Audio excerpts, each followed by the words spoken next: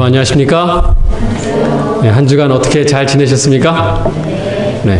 그럼 혹시 이 시간에 지난 한 주간 있었던 일들 중에서 혹시 마음 아픈 일이 있거나 혹시 좀 힘든 일이 있으면 한 가지 좀 떠올려 보시길 바래요.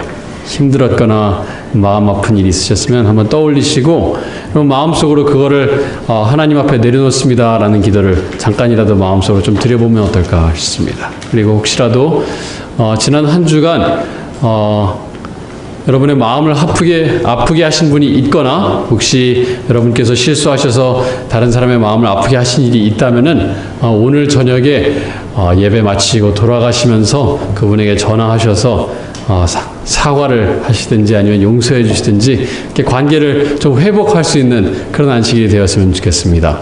저희가 공부하고 있는 말씀은 이론이 아니에요.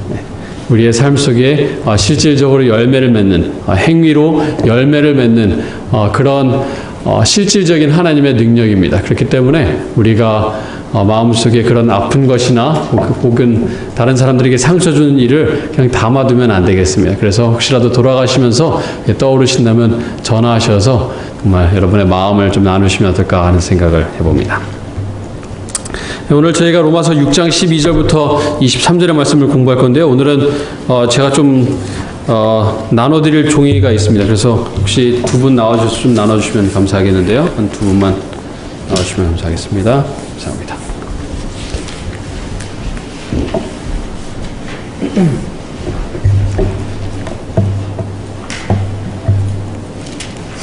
저희가 지난주에 로마서 6장 1절부터 11절을 공부했는데요. 그 말씀을 먼저 복습을 하겠습니다. 종이가 다 나눠질 때까지 제가 먼저 기다리겠는데요. 다 나눠지면은 저희가 로마서 6장 1절부터 11절의 말씀을 복습을 하겠습니다.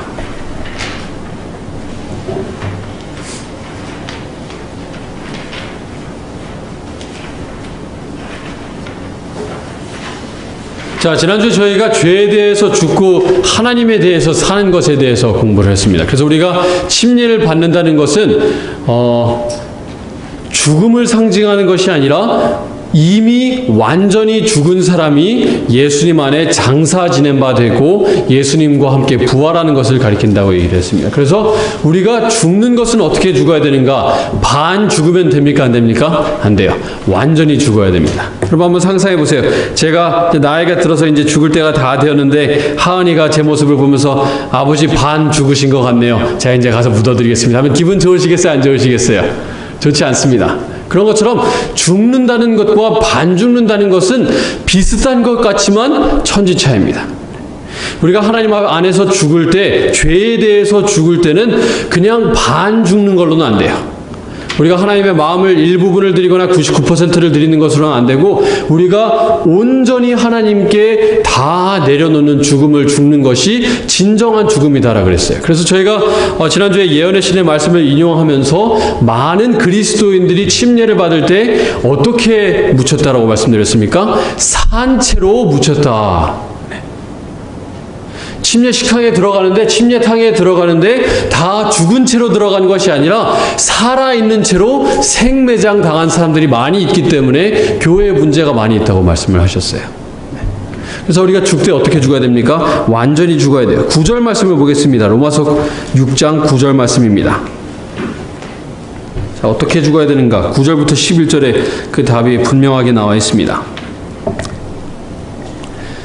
이는 그리스도께서 죽은 자 가운데서 살아나셨음에 다시 죽지 아니하시고 사망이 다시 그를 주장하지 못할 줄을 알미로라. 그가 죽으심은 죄에 대하여 어떻게 죽으심이요?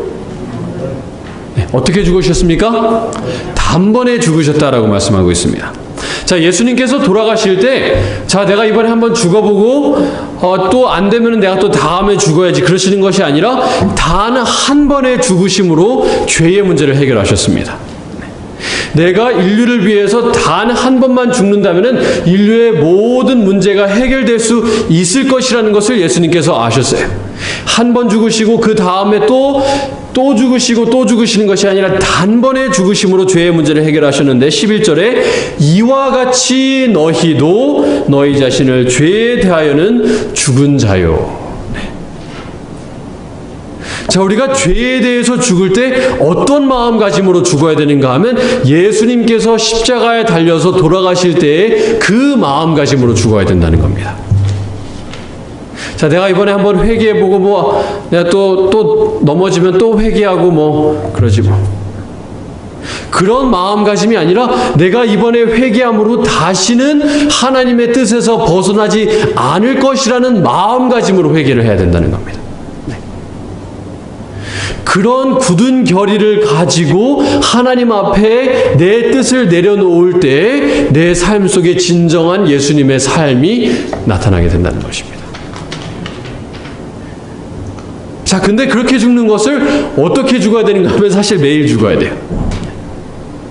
그런데 그렇게 자주 죽으면 죽을수록 그렇게 하는 것이 어려워질까요? 쉬워질까요? 쉬워집니다.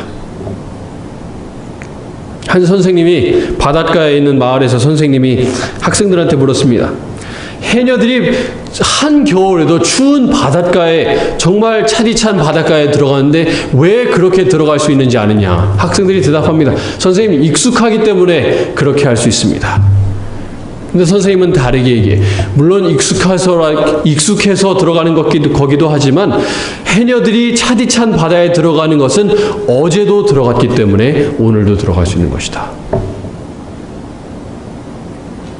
그냥 막연하게 우리가 매일의 삶 속에서 죽는 것도 중요하지만 오늘 죽는 것이, 오늘 하나님 앞에 내 모든 것을 내려놓는 것이 내일 하나님 앞에 모든 것을 내려놓는 것을 쉽게 만들어준다는 얘기예요. 구체적으로 생각하셔야 돼요. 그냥 막연하게 내 일생을 생각하는 것이 아니라 오늘 하루를 생각하면서 이 오늘 하루를 온전히 하나님 앞에 드립니다. 내 이 순간을 내가 하나님 앞에 죄짓지 않기로 제가 하나님께 제 자신을 드립니다. 저에게 예수님의 부활의 새 생명을 허락해 주십시오. 라는 구체적인 마음으로 죽어야 된다는 것입니다. 자, 그러면 오늘 저희가 12절부터 23절의 말씀을 보겠는데요. 12절부터 23절의 말씀은 내가 누구의 편에 서 있는가를 알려주는 내용입니다. 내가 죄의 편에 섰는가 아니면은 하나님의 편에 섰는가를 분명하게 알려주는 내용이 6장 12절부터 23절에 담겨져 있습니다.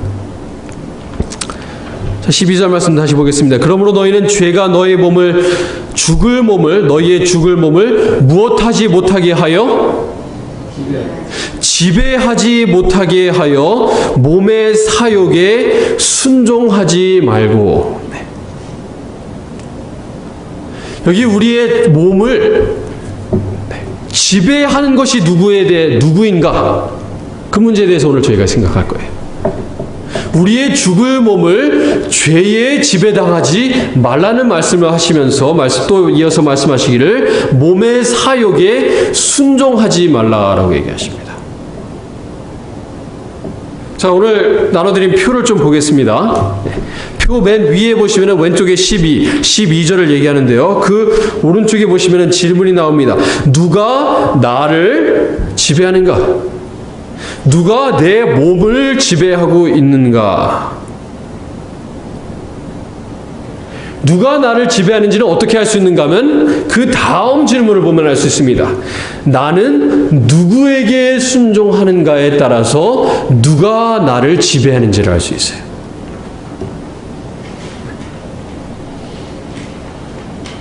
자, 이 지배라는 단어는 헬라어 단어로 보시면은 왕이라고 하는 단어와 깊은 관련이 있는 단어입니다. 즉, 나의 삶에 있어서 왕노릇하는 자는 누구인가? 누구에게 내가 내 주권을 넘겨줄 것인가? 누구에게 넘겨주는지 어떻게 할 수 있는가 하면 내가 누구에게 순종하는지를 보면은 알 수 있다고 12절이 이야기해주고 있는 거예요. 간단합니다. 내가 하나님에게 순종하는 삶을 살고 있다면은 하나님께서 내 삶의 왕으로서 내 삶을 지배하고 계신 것이고, 그것이 아니라 내가 죄의 정욕에 따라서 살아가고 있다면, 죄에 순종하고 있다면 죄가 내 삶을 지배하고 있다는 것입니다. 죄가 내 삶의 왕으로서 군림하고 있다는 것입니다. 그래서 12절부터 23절은 굉장히 이분법적이에요. 제가 나눠드린 표에 보시면은 두 개의 항목이 있습니다. 왼쪽 항목과 오른쪽 항목이 있는데 세 번째 항목이 있습니까? 없습니까? 없어요.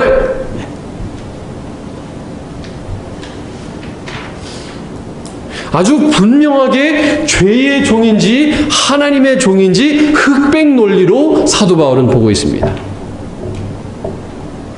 자, 그래서 나눠드린 표를 보시면은 왼쪽은 죄의 종의 삶에 대해서 얘기하고 있고요. 오른쪽은 의의 종, 하나님의 종, 순종의 종에 대해서 이야기하고 있습니다. 그럼 13절 말씀을 보겠습니다. 또한 너희 지체를 불의의 무기로 죄에게 내주지 말고 오직 너희 자신을 죽은 자 가운데서 다시 살아난 자 같이 하나님께 드리며 너희 지체를 의의 무기로 하나님께 드리라. 자, 제가 나눠드린 표를 보겠습니다. 왼쪽은 죄의 종에 대해서 얘기하고 있고요. 오른쪽은 하나님의 종에 대해서 얘기를 하고 있는데요. 왼쪽 항목부터 먼저 보겠습니다. 지체를 불의의 무기로 누구에게 내주었습니까? 죄에게 내주었습니다. 오른쪽 항목 하나님의 종은 지체를 무엇의 무기로? 의의 무기로 누구에게 드렸습니까? 하나님께 드렸어요. 아주 분명하게 극명한 대조를 이루고 있습니다. 자, 근데 우리 지체를 가리켜서 말하기를 의의 무기 혹은 불의의 무기로 표현하고 있어요.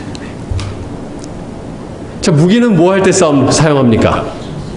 전쟁할 때 사용합니다. 싸울 때 사용합니다. 즉, 이 죄의 종의 삶과 의의 종의 삶은 무엇인가 하면 그냥 우방국이 아니라 미국과 캐나다의 관계가 아니라 적대 관계라는 것입니다.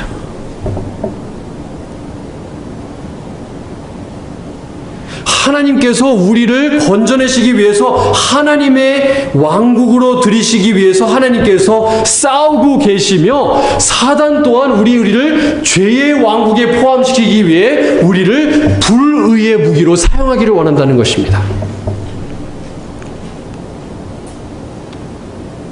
자, 근데 12절과 13절에서 사용하는 단어가 바뀌었습니다. 12절에서는요, 몸을 이야기하고 있는데요. 13절은 지체를 얘기하고 있습니다. 몸과 지체가 비슷한 단어 같은데 다른 단어입니다. 네. 몸은 영어로 말하자면 body입니다. body. 네, 온 몸을 가리켜요.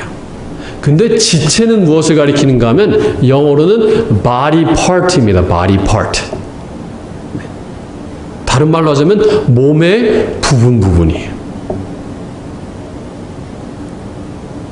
자, 우리가 오늘 저녁에 내가 누구에게 속했는가를 공부하고 있는데요. 우리가 막연하게 내가 하나님께 속했다는 것을 생각하는 것이 아니라 나의 지체 하나하나가 진정으로 하나님의 의의 무기로 사용이 되고 있는가를 생각해야 된다는 거예요. 그냥 막연하게 내 몸 전체가 하나님을 위해서 살아갑니다가 아니라 내 몸 지체 하나하나를 정말 주님을 위해서 내가 순종하는 삶을 부분을 살아가고 있는가를 봐야 된다는 거예요.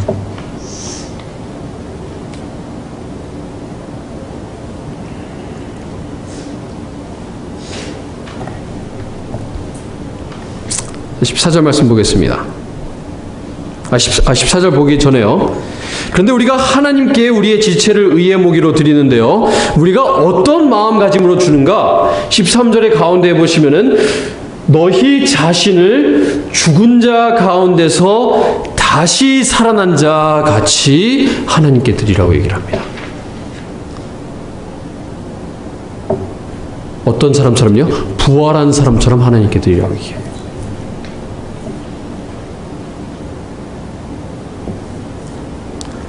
여러분께서 물론 우리가 예수님의 재림을 산채로 볼 수도 있겠습니다만 또 그러지 못한 경우도 있을 수 있겠습니다.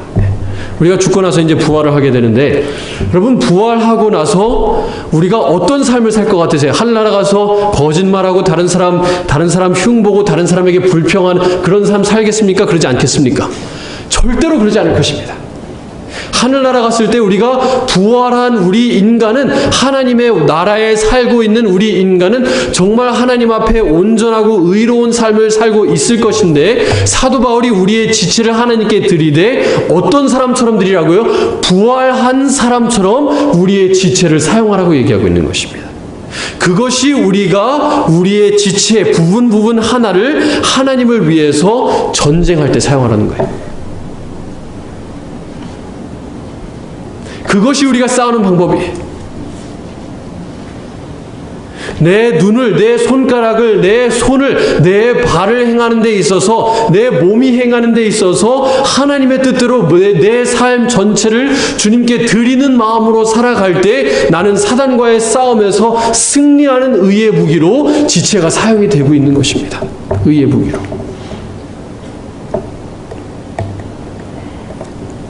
자, 14절 말씀 보겠습니다. 죄가 너희를 주장하지 못하리니 이는 너희가 법 아래에 있지 아니하고 은혜 아래에 있음이라.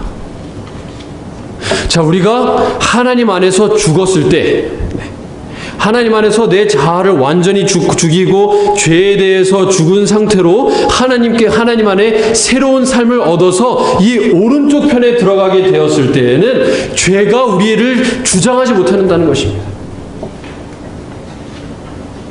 우리가 완전하게 분명히 하나님 안에서 죽어서 새로운 삶을 얻었다면은 죄가 아무리 우리에게 손을 뻗어도 죽은 상태로 있다면, 정말로 죄에 대해서 죽은 상태로 하나님을 믿음으로 바라보는 그 상태에 정말로 있다면 죄가 우리를 주장하지 못한다는 것입니다.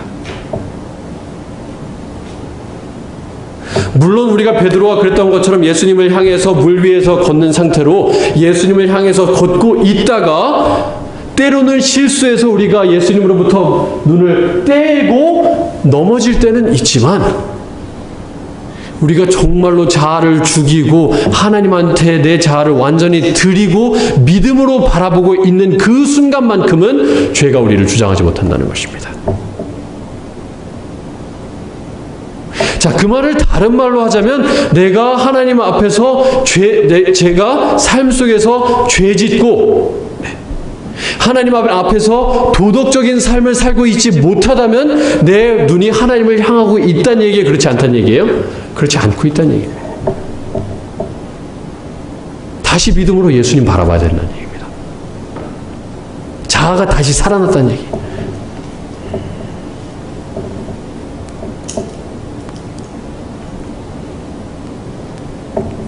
자, 그래서 15절 말씀입니다. 저희가 법 아래에 있지 않고 은혜 아래에 있다는 것은 저희가 몇 주 동안, 여러 주 동안 공부를 했기 때문에 그 말씀은 자세히 설명을 안 드리겠습니다. 15절 말씀 보겠습니다. 그런즉 어찌하리요? 우리가 법 아래에 있지 아니하고 은혜 아래에 있으니 죄를 지으리요? 그럴 수 있느니라 없느니라? 그럴 수 없느니라. 은혜 아래에 있다면, 정말로 하나님의 종이라면, 정말로 의의 종이고 순종의 종이라고 한다면 죄를 지을 수가 있다고요? 없다고요? 없다는 것입니다. 예수님을 믿음으로 바라보고 정말로 자아가 죽은 그 상태에서는 우리가 죄를 짓지 않을 거라는 얘기예요. 그런 상태에 있다면.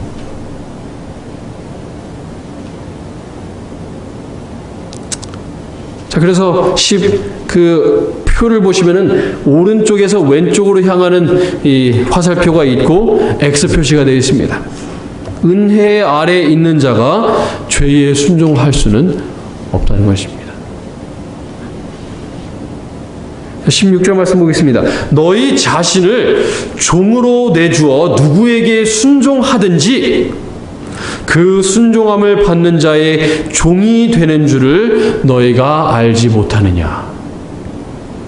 혹은 죄의 종으로 사망에 이르고 혹은 순종의 종으로 의에 이르느니라. 12절에 봤던 질문 다시 한번 보겠습니다. 누가 내 몸을 지배하는가? 그거에 대한 답이 무엇이었습니까? 내가 누구에게 순종하는가를 보면 알 수 있다고 했습니다. 근데 왜 그런가? 16절의 답은 표를 보시면은 누구에게 순종하든지 그에게 종이 되기 때문에 그의 지배를 받고 있다는 것입니다.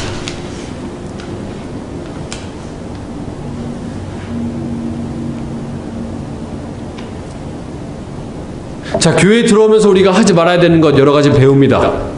예를 들면서 뭐 담배 피면 안 된다, 술 마시면 안 된다, 커피 마시면 안 된다, 뭐 이런 여러 가지 내용들을 듣게 되는데, 그것을 평생 동안 가지고 있던 습관을 말입니다. 그 습관을 버리지 않는다는 것은 누구에게 순종하고 있다는 얘기예요?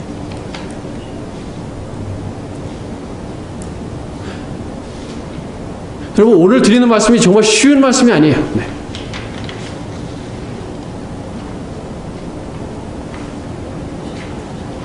죄의 종으로 살아가면 안 돼요.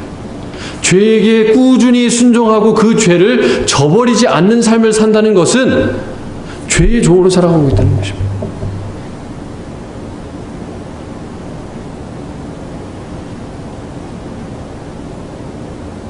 물론 우리가 제가 여러분께 다시 한번 말씀드리지만, 여러분, 우리가 의의 종으로 살다가 실수하고 넘어질 때가 분명히 있습니다. 우리의 육신이 약한 까닭에, 우리의 죄의 본능을 가지고 있는 까닭에 때로는 우리가 믿음을 잃고 하나님으로부터 눈을 뗄 때가 있지만, 삶 속에 습관적인 죄를 버리지 않은 채로 그것을 계속 유지하고 있다면은 진정한 믿음이 내 삶 속에 있는지를 다시 한번 살펴볼 필요가 있다는 거예요.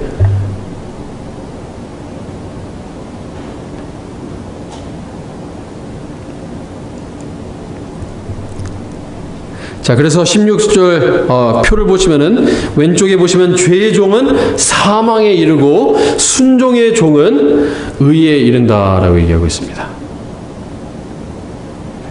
자, 이제 17절과 18절 말씀을 보겠습니다. 자, 하나님께 감사하리로다. 16절까지 우리가 심각한 내용을 얘기를 했습니다만 17절부터는 하나님께서 우리에게 희망의 내용을 말씀하십니다. 로마서 6장 17절 말씀을 보고 있습니다. 하나님께 감사하리로다. 우리에게 희망이 있습니다.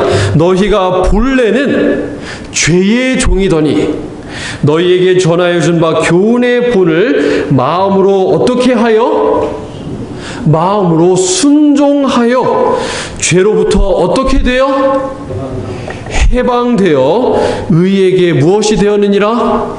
종이 되었느니라.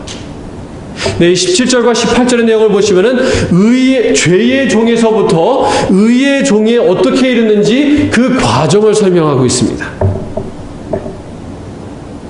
자, 죄의 종이었던 우리가 표를 보시면은 교훈의 본을, 내가 너희에게 전하여 준 바 그 교훈의 본을, 그 말씀을 마음으로 순종했을 때에, 무엇으로 순종했을 때요? 마음으로 순종했을 때. 위선의 순종을 얘기하는 것이 아닙니다.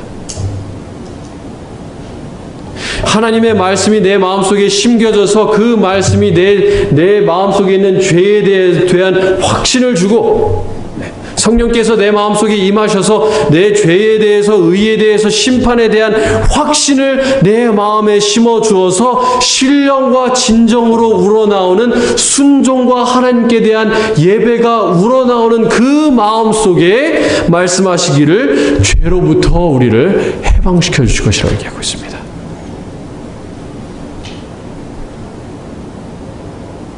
여러분, 삶 속에 혹시 죄된 습관이 있다면 이길 수 있다는 얘기예요, 없다는 얘기예요? 있다는 얘기입니다.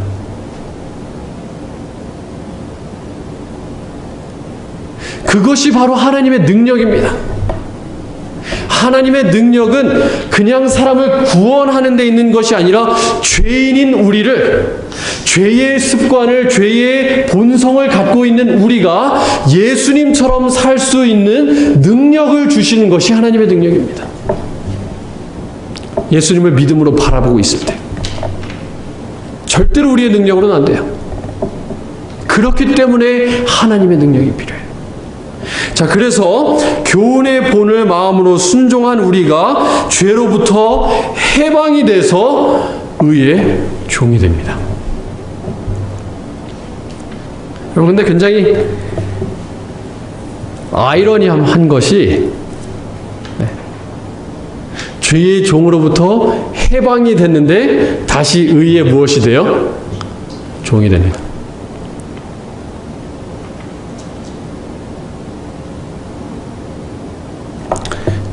갈라디아서 5장 말씀 보겠습니다.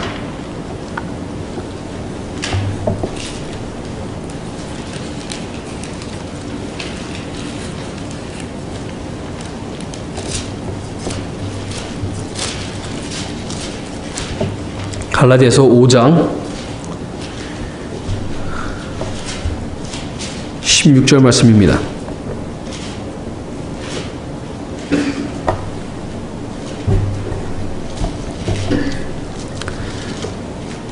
갈라디아서 5장 16절입니다. 내가 이르노니 너희는 성령을 따라 행하라. 여러분, 한번 생각해 보시기 바랍니다. 우리가 하는 모든 행동이, 우리 지체가 하는 모든 행동이 정말로 성령님을 따라서 한다면 우리의 삶은 정말 다를 거예요. 제가 요즘 기도하는 게 좀 느려졌습니다. 왜 느려졌는가 하면 제가 그 말씀을 좀 생각하고 있어요. 예수님께서 요한복음에 말씀하시기를 예수님께서 하시는 모든 말씀은 아버지께서 이르신 말씀을 내가 말한다고 예수님께서 말씀하셨어요. 그렇죠? 다른 말로 하자면 예수님께서 하시는 모든 단어 하나하나는, 예수님께서 하시는 말씀 하나하나는 하나님 아버지의 뜻대로 예수님께서 말씀하셨다는 거예요. 자, 왜 제 기도가 느려졌는가? 제가 약간 좀 곁가지로 가고 있습니다만 중요한 말씀이기 때문에 곁가지로 좀 잠깐 가겠습니다. 때로는 우리가 기도할 때 나의 뜻대로 기도할 때가 많아요. 그렇죠? 그래서 5분, 10분, 15분 기도하면서 계속 우리가 할 말을 하는데, 예수님께서 아버지께서 알려주신 대로 정말 모든 말씀을 하셨다면 예수님께서 기도하실 때도 누구의 말씀에 따라 기도하셨겠습니까? 하나님 아버지께서 일러주시는 대로 예수님께서 기도하셨다는 얘기예요. 근데 우리가 자동적으로 하나님께서 우리의 마음속에 일러주시는 말씀 알 수 있습니까? 없습니까? 없어요. 믿음으로 기다려야 돼요. 그래서 요즘은 제가 기도할 때는 무릎 꿇자마자 바로 기도하는 것이 아니라 무릎 꿇고 제가 하나님께 짧게 얘기합니다. 하나님, 제가 기도할 것을 좀 알려주십시오 하고 기다려요.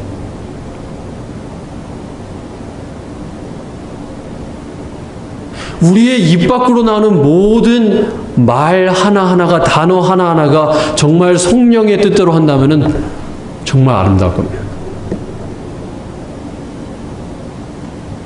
자, 계속해서 보겠습니다. 성령을 따라 행하라. 그리하면 육체의 욕심을 이루지 아니하리라. 17절. 육체의 소욕은 성령을 거스르고 성령은 육체를 거스르나니 이 둘이 서로 대적함으로 너희가 원하는 것을 얻지 못하게 하려 함이라. 제가 다른 절을 보고 있었네요. 죄송합니다. 13절 보겠습니다. 13절부터 보겠습니다. 형제들아, 너희가 자유를 위하여 부르심을 입었으나, 아까 저희가 죄의 종에 대해서, 죄의 종이었다가 순종함으로 해방된다는 얘기를 하셨습니다. 해방된다는 얘기는 무엇을 얻는다는 얘기예요? 자유를 얻는다는 얘기입니다. 13절 다시 보겠습니다. 자유를 위하여 부르심을 입었으나 그러나 그 자유로 육체의 기회를 삼지 말고 오직 사랑으로 서로 무엇하라? 종노릇하라.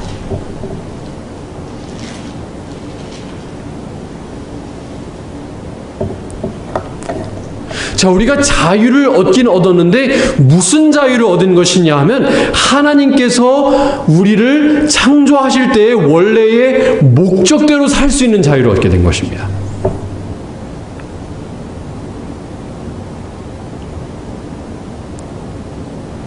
하나님께서 우리를 원래 창조하실 때의 목적은 하나님을 섬기고 서로의 종으로 서로를 섬기도록 하나님께서 우리를 창조하셨어요.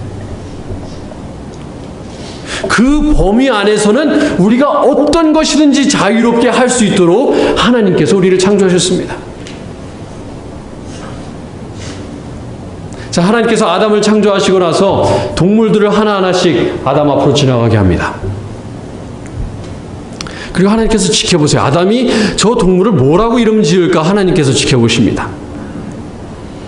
그럴 때 아담이 처음으로 그 동물을 보면서 하는 단어가 그 동물의 이름이 되었습니다. 그렇죠? 그럴 때 제 생각에는 절대로 하나님께서 개입하셔갖고 이 동물은 이렇게 불러라, 저 동물은 저렇게 불러라 하나님께서 명령하지 않으셨을 거라고 저는 생각해요. 완전한 자유를 주시고 아담의 창의력을 사용해서 아담이 자유롭게 그 동물들을 이름 붙일 수 있도록 하셨다는 얘기예요. 자, 너는 코끼리다. 하나님께서 개입하셔. 아니야, 그건 코끼리 아니야. 그렇게 하지 않으시고 그 동물들을 섬기고 하나님을 섬기는 그 범위 안에만 있다면은 자유롭게 할 수 있는 그 권한을 주셨는데 무엇하기 위해서 그 자유를 주신 거라고요? 섬기도록. 베드로전서 2장 말씀 보겠습니다.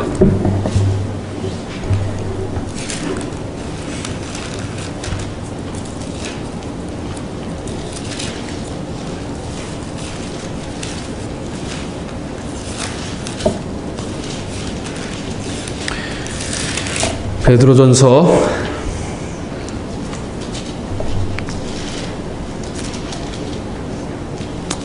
2장입니다.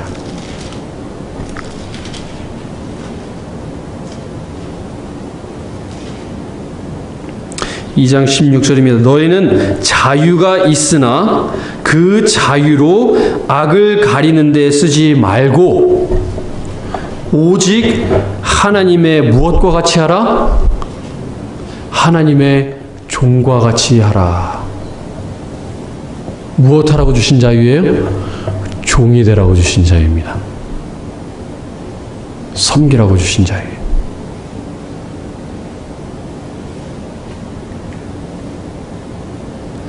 제가 말씀 시작하면서도 말씀드렸지만 흑백 논리입니다. 사도 바울의 이 말씀은 흑백 논리예요. 하나님의 종이든지 사단의 종이든지입니다. 하나님, 저는 하나님의 종도 안 되고 사단의 종도 안 되겠습니다라고 말했을 때는 이미 사단을 기쁘게 하는 사단의 종이에요. 하나님의 뜻이 이만큼 있다면 이만큼을 벗어난 것은 다 사단의 뜻입니다. 제가 사단 숭배합니다, 사단 예배합니다라고 말하는 사람이 사단의 뜻대로 하고 사단을 예배하는 것이 아니라 하나님의 뜻을 하지 않는 것은 다 사단을 기쁘게 하고 사단의 뜻대로 살아가고 있다는 얘기예요. 하나님의 종으로 살든지 사단의 종으로 살든지 죄의 종으로 살든지 둘 중에 하나는 얘기입니다. 자, 근데 출애굽기 21장 말씀 보겠습니다. 출애굽기 21장 보고 저희가 말씀 곧 마치도록 하겠습니다. 자, 이 말씀 제가 여러분들께 전에도 드렸지만 오늘 말씀과 관련이 있기 때문에 다시 한번 좀 보도록 하겠습니다. 출애굽기 21장 1절 말씀입니다.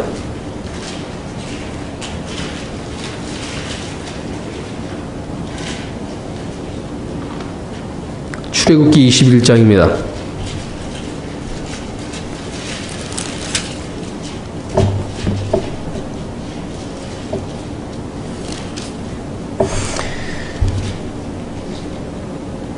내가 백성 앞에 세울 법규는 이러하니라. 네. 여러분, 바로 앞장인 20장에 무슨 내용이 있습니까? 출애굽기 20장에 10계명이 나옵니다. 그렇죠? 10계명이 나오고 바로 그 첫 계명은 무엇에 대한 계명인가 하면 제단에 대한 계명입니다. 어떻게 제사를 드린 것에 대한 계명입니다. 그리고 나서 바로 처음으로 하나님께서 주시는 계명, 즉 이제 이 이스라엘 백성들의 사회법, 민법에 대해서 처음으로 주시는 법이 21장에 나오는데 어떤 법부터 나오는가? 21장 2절입니다. 내가 히브리 종을 사면 그는 6해 동안 섬길 것이요 7째 해에는 몸값을 물지 않고 나가 무엇이 될 것이며 자유인이 될 것이며. 자, 근데 4절 말씀입니다. 만일 상전이 그에게 아내를 주어서 그의 아내가 아들이나 딸을 낳았으면 그의 아내와 그의 자식들은 상전에게 속할 것이요 그는 단신으로 나갈 것이로되, 다른 말로 하자면 제가 이제 이재호 집사님의 머슴으로 들어갔습니다. 돈이 없어갖고 이제 머슴으로 제 자신을 이제 들어가게 됐는데 솔로로 들어갔어요. 근데 이재호 집사님께서 아주 참한 아가씨를, 홍주승이라는 참한 아가씨를 저한테 소개시켜줘서 결혼하게 됐습니다. 원래 근데 그 참한 아가씨는 이재호 집사님의 여종 중에 하나입니다. 이렇게 결혼해갖고 잘 살다가 아이를 몇 명을 낳았는데 이제 6년이 지나서 이제 풀려날 때가 되면은 이제 풀려나되 저 혼자만 자유인이 되고 제 아내와 제 금쪽 같은 자식들은 계속해서 이재호 집사님의 종으로 남아 있습니다. 저 혼자만 자유인이 돼요. 자, 근데 5절 말씀입니다. 만일 종이 분명히 말하기를 내가 상전과 내 처자를 어떻게 하니?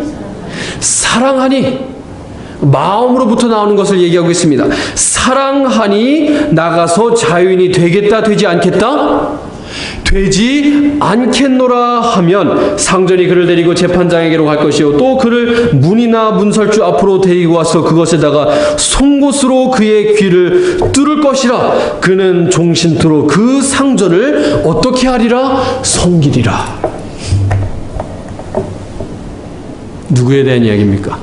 예수님에 대한 이야기입니다. 예수님입니다. 하나님께서 이스라엘 백성들에게 민법을 주시면서 가장 처음 주신 법이 이 법이에요.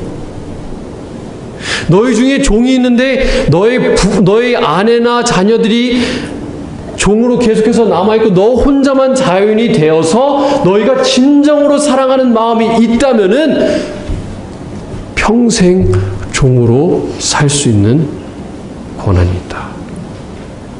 너희의 자유를 무엇이 되는데 사용하라는 얘기예요? 종이 되는데 사용하라. 예수님께서 어떻게 하셨습니까? 예수님께서는 인류를 구원할 의무가 없으셨습니다.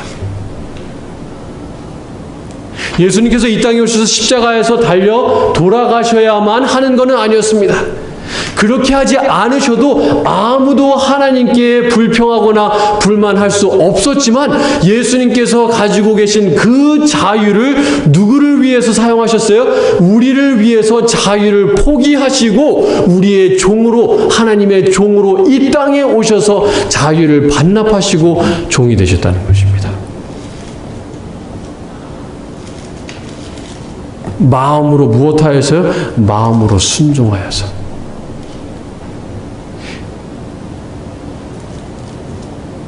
왕이신 예수님께서, 자유로우신 예수님께서 그 자유를 반납하시고 종이 되신 것처럼 하나님께서 오늘 저녁에 우리의 마음속에 말씀하십니다. 내가 너희를 자유롭게 하기 위해서, 너희에게 자유를 주기 위해서 십자가의 고통스러운 죽음을 당하고 부활하였다. 그리고 너희가 나를 믿는다면 너에게 자유를 주겠는데 그 자유를 어떻게 사용하겠느냐? 여러분, 그 자유를 종이 되는 데 사용하시길 간절히 바랍니다. 하나님의 종이 되시고 의의 종이 되시고 순종의 종으로 살아가시는 여러분과 제가 되기를 간절히 바랍니다. 그런 우리에게 하나님께서 약속하시기를 우리의 삶 속에 거룩함의 열매를 맺을 것이고 그 마지막은 영생이라고 로마서 6장 22절은 얘기하고 있습니다. 죄의 삭은 사망입니다. 하지만 하나님의 선물은 우리 주 예수 그리스도 안에 있는 영생이라고 하나님께서 말씀하십니다. 하나님의 종으로, 의의 종으로, 순종의 종으로 살아가시는 여러분과 제가 되길 바라면서 오늘 말씀을 마치겠습니다. 다 함께 일어나셔서 마치는 찬미